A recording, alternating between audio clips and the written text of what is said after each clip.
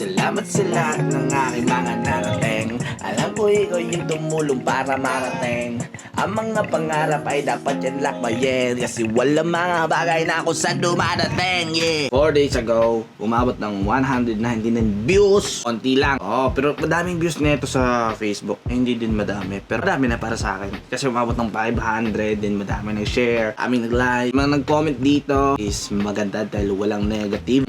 Puro positive lahat. Tapos merong nagsabi na kailangan i-improve. Malakas daw yung beat, mahina yung boses, like ganun. Like, sorry kung ganun. Alam ko talaga na mahina yung boses ko doon. Nagka-problema kasi doon guys sa quality ng mic. Pagka nilakasan ko yung volume ng boses ko, tas medyo hinaan ko yung mic, yung beat, pangit ng quality.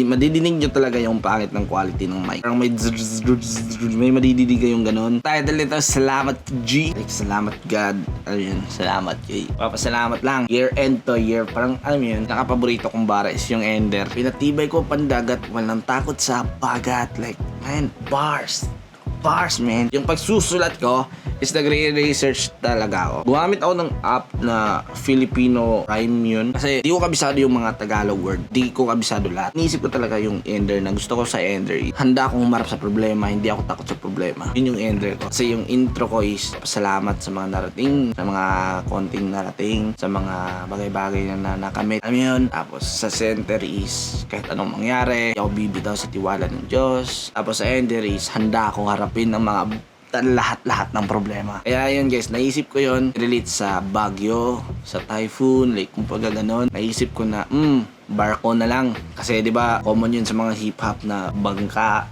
sumakay ng bangka, like ano yun. Kaya yun, pandagat, minatibay ko pandagat. Tapos naghahanap ako ng ano yung magbibigay ng problema dun sa dagat. Kaya habagat yung naisip ko. Barko sana yun barko. Kasi, di ba, yun yung kadalasan didinig. Pero kasi, yung naisip ko kasi na magbibigay problema sa dagat is yung habagat. Kaya, ayun, center ng lyrics na to is walang special. I mean, yes, maganda yung mensahe. Pero creativity is medyo dito guys pinahaba ko na yung gusto ko ipahiwatig dito. Pinahaba ko na. Kaya medyo hindi siya gaano kakatchy yung lyrics dito. Pero yung thoughts is maganda. And yeah! Masaya ako sa music na nagawa ko. Dahil madaming mga relatives ko, mga kaibigan ko na nag-aagandahan dito. Sinishare nila na hindi ko hinihingi na i-share nila. Pero sinare nila like, ang sarap sa pakiramdam. Ang sarap sa pakiramdam. May nag-request, reakan ko daw to. Pero yeah, reakan ko to. Hindi ngayon. Baka next time. Next time na. Sobrang satisfied ako sa music na ito. Bakit guys? Ito yung pampatulog ko. Ito yung pampatulog ko talaga. Nakakatulog talaga ako dito. Bakit?